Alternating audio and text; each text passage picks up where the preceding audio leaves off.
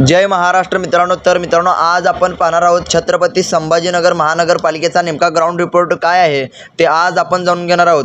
म्हणजेच मित्रांनो, येत्या 2-2.5 महिन्यामध्ये जर 16 संस्थेच्या आणि महानगरपालिकेच्या निवडणुका झाल्या तर, आणि त्यातच मित्रांनो छत्रपती संभाजीनगर महानगरपालिकेची निवडणूक झाली तर कोणत्या पक्षाला किती जागा मिळणार आहेत आणि कोणत्या पक्षाची सत्ता ही छत्रपती संभाजीनगर महानगरपालिकेवर येणार आहे त्याचा आज आपण ग्राउंड रिपोर्ट पाहणार आहोत. तर मित्रांनो, पहिल्यांदा आता आपण हे बघूया की छत्रपती संभाजीनगर महानगरपालिकेमध्ये एकूण नगरसेवकांची संख्या किती आहे.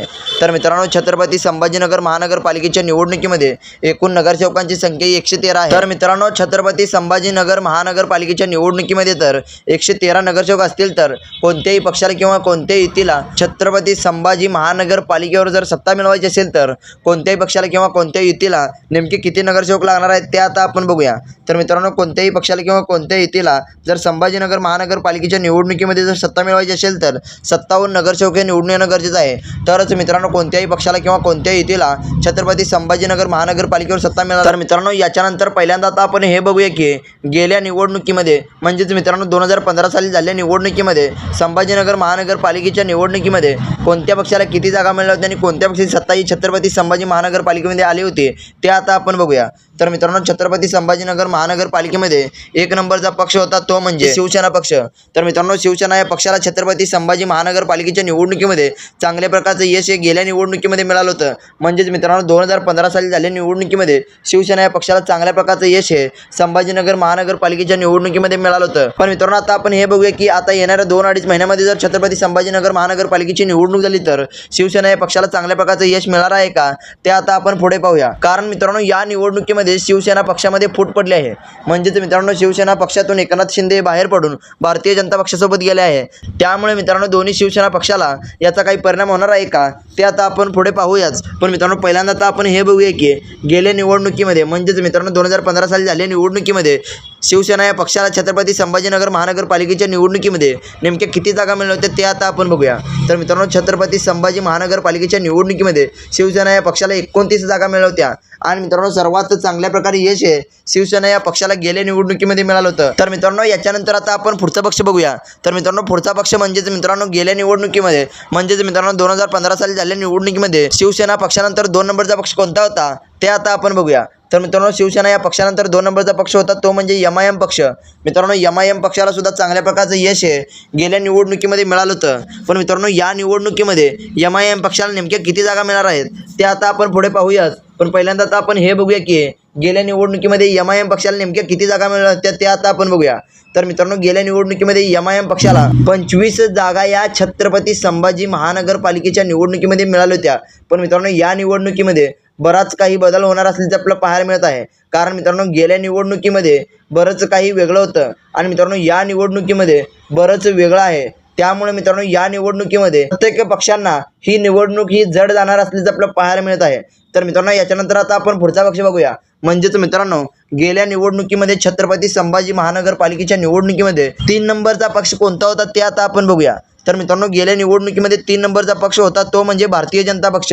तर मित्रांनो, गेल्या निवडणुकीमध्ये भारतीय जनता पक्षाला 22 जागा या छत्रपती संभाजी महानगरपालिकेच्या निवडणुकीमध्ये मिळाल्या होत्या. म्हणजेच मित्रांनो, छत्रपती संभाजी महानगरपालिकेवर भारतीय जनता पक्षाला चांगल्या प्रकारचं यश हे गेल्या निवडणुकीमध्ये मिळालं होतं. पण मित्रांनो, या निवडणुकीमध्ये त्यांना याच्यापेक्षा काही जागा वाढणार आहेत की कमी होणार आहेत ते आता आपण पुढे बघूया. कारण मित्रांनो, या निवडणुकीमध्ये त्यांच्याबरोबर शिवसेना पक्ष आणि अजित पवार गट एकत्र आला आहे. त्यामुळे मित्रांनो, याचा काही फायदा भारतीय जनता पक्षाला होणार आहे का ते सुद्धा आता पाहणं गरजेचं आहे. कारण मित्रांनो, एकनाथ शिंदे आणि उद्धव ठाकरे गेल्या वेळेस एकत्र असताना त्यांना छत्रपती संभाजी महानगरपालिकेच्या निवडणुकीमध्ये चांगल्या प्रकारचं यश मिळालं होतं. त्यामुळे मित्रांनो, या निवडणुकीमध्ये भारतीय जनता पक्षासोबत आल्यामुळे त्यांना चांगल्या प्रकारचं यश मिळणार आहे का ते आता आपण पुढे पाहूया. तर मित्रांनो, याच्यानंतर आता आपण पुढचा पक्ष बघूया.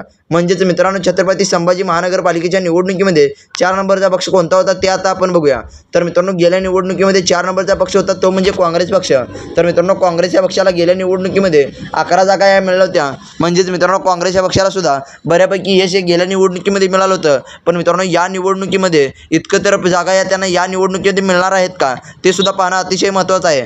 कारण मित्रांनो, 11 जागा म्हणजेच मित्रांनो गेल्या निवडणुकीमध्ये चांगल्या प्रकारचं यश मिळालं होतं. पण मित्रांनो, आताची परिस्थिती अशी आहे की कोणतीही निवडणूक आली तरी काँग्रेस या पक्षाला चांगल्या प्रकारचं यश मिळत नाही. म्हणजेच मित्रांनो, आता विधानसभेची निवडणूक असो की लोकसभेची निवडणूक या सर्व निवडणुकीमध्ये काँग्रेस या पक्षाला अपयश मिळालं आहे। त्यामुळे मित्रांनो आता आपण हे बघूया की येणाऱ्या स्वराज्य संस्थेच्या आणि महानगरपालिकेच्या निवडणुकीमध्ये तर काँग्रेस या पक्षाला चांगल्या प्रकारचं यश मिळणार आहे का ते आता आपण पुढे पाहूया। तर मित्रांनो याच्यानंतर आता आपण पुढचा पक्ष बघूया। तर मित्रांनो छत्रपती संभाजीनगर महानगरपालिकेच्या निवडणुकीमध्ये पुढचा पक्ष होता तो म्हणजे राष्ट्रवादी पक्ष। तर मित्रांनो राष्ट्रवादी या पक्षाला 2015 साली झालेल्या निवडणुकीमध्ये 2 जागा या छत्रपती संभाजीनगर महानगरपालिकेच्या निवडणुकीमध्ये मिळाल्या होत्या। पण मित्रांनो या निवडणुकीमध्ये काही त्यांच्या जागा वाढणार आहेत का ते आता आपण पुढे बघूया। तर मित्रांनो याच्यानंतर आता आपण पुढचा पक्ष बघूया। तर मित्रांनो पुढचा पक्ष आहे अपक्षांचा पक्ष। तर मित्रांनो अपक्षांना गेल्या निवडणुकीमध्ये छत्रपती संभाजीनगर महानगरपालिकेच्या निवडणुकीमध्ये चांगल्या प्रकारचं यश मिळालं होतं। म्हणजेच मित्रांनो अपक्षांना आणि इतर पक्षांना मिळून 24 जागा या गेल्या निवडणुकीमध्ये अपक्षांना मिळाल्या होत्या। म्हणजेच मित्रांनो आपल्या राज्यातील सर्वात जास्त अपक्षांना जागा या छत्रपती संभाजीनगर महानगरपालिकेच्या निवडणुकीमध्ये 2015 साली मिळाल्या होत्या। पण मित्रांनो आता आपण हे बघूया की अपक्षांना सुद्धा या निवडणुकीमध्ये चांगल्या प्रकारचं यश मिळालं आहे का ते आता आपण पुढे पाहूया। तर मित्रांनो याच्यानंतर आता आपण सर्वेला सुरुवात करूया। म्हणजेच मित्रांनो येत्या 2-2.5 महिन्यामध्ये जर स्वराज्य संस्थेच्या आणि महानगरपालिकेच्या निवडणुका झाल्या तर आणि मित्रांनो त्यातच संभाजीनगर महानगरपालिकेची निवडणूक झाली तर कोणत्या पक्षाला किती जागा मिळणार आहेत आणि कोणत्या पक्षाची सत्ता ही छत्रपती संभाजी महानगरपालिकेवर येणार आहे ते आता आपण पुढे बघूया। तर मित्रांनो पहिला पक्ष आहे राष्ट्रवादी शरद पवार गट। तर मित्रांनो राष्ट्रवादी शरद पवार गटाला छत्रपती संभाजीनगर महानगरपालिकेच्या निवडणुकीमध्ये नेमक्या किती जागा मिळणार आहेत ते आता आपण बघूया। कारण मित्रांनो गेल्या निवडणुकीमध्ये दोघे एकत्र असून सुद्धा त्यांना बऱ्यापैकी यश मिळालं नव्हतं। म्हणजेच मित्रांनो त्यांना गेल्या निवडणुकीमध्ये 2 जागा या दोघे एकत्र असताना मिळाल्या होत्या। पण मित्रांनो यावेळी दोघे वेगळे असून सुद्धा त्यांना नेमक्या किती जागा मिळणार आहेत ते आता आपण बघूया। तर मित्रांनो राष्ट्रवादी शरद पवार गटाला छत्रपती संभाजीनगर महानगरपालिकेच्या निवडणुकीमध्ये 2 जागा मिळणार असल्याचे आपल्याला पाहायला मिळत आहे। म्हणजेच मित्रांनो गेल्या निवडणुकीमध्ये जितक्या जागा मिळत होत्या तितक्याच जागा या निवडणुकीमध्ये सुद्धा मिळणार असल्याचे आपल्याला पाहायला मिळत आहे। तर मित्रांनो याच्यानंतर आता आपण पुढचा पक्ष बघूया।